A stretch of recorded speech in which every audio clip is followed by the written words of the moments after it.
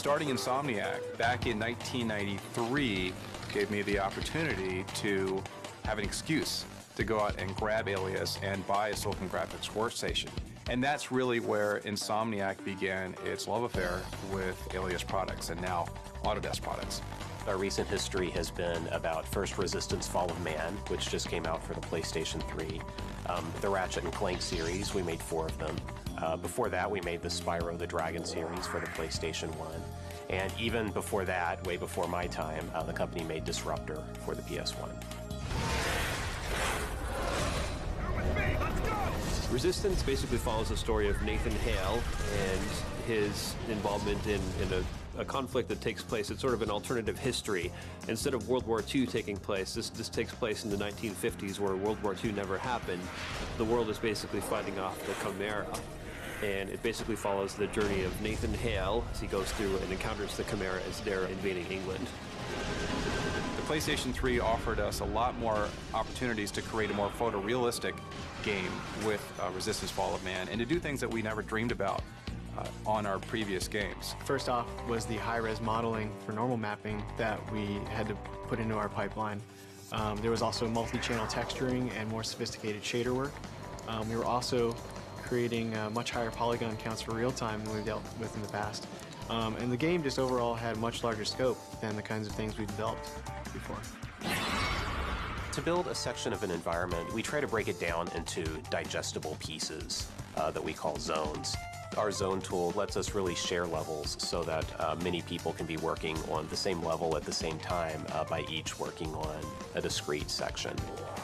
One of the big rigging challenges between the animators and our team, the character team, was the faces in Resistance. Character team, we wanted to do lots of different unique faces for all the human characters, but it was just not feasible to create the number of rigs and the number of animations that would have also required. So we worked together to really create an interesting kind of improvised system for sharing the skeletal information across multiple, very disparate head models and head geometry. And I think it really worked out in the end because we were able to capture a variety of looks, but save a lot of time on the animation. The GUI that was created inside Maya was sort of a slider system where different facial poses could be hit over the whole face. We could do an angry face, we could do a sad face, we could do a happy face, just like Ratchet. We had a lot of things like eye blinks and so forth, just like we had in Ratchet, but then we had a lot of subtlety as well. Fleshy eyeballs, for example, depending on where the eyes are moving, you could have the flesh of the eyes follow the eyeballs. We're experimenting with sticky lips as well. And again, this was a challenge because we had to use, again, smooth binding and bones, so there was a lot of trickery that had to go on in the background from a technical standpoint, but we did eventually get that to work.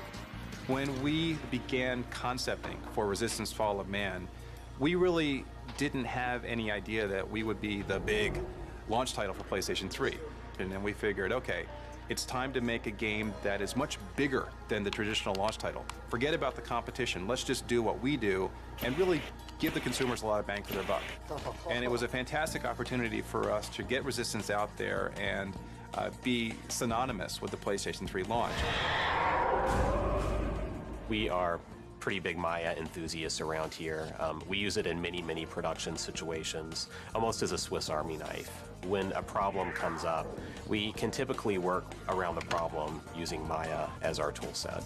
It's a great hub for our proprietary tools. It has a very flexible API.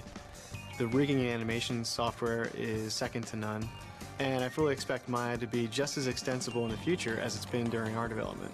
It's crucial to have the right set of 3D and 2D tools to put together the worlds and the characters that we discuss every day here at Insomniac.